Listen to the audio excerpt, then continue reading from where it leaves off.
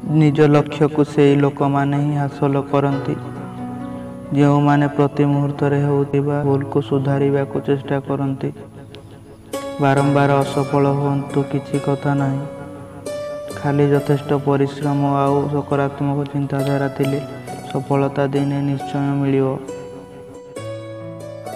प्रत्येक भल काम करने पूर्वर असंभव बोली शब्दटीए आखि सामना को आसे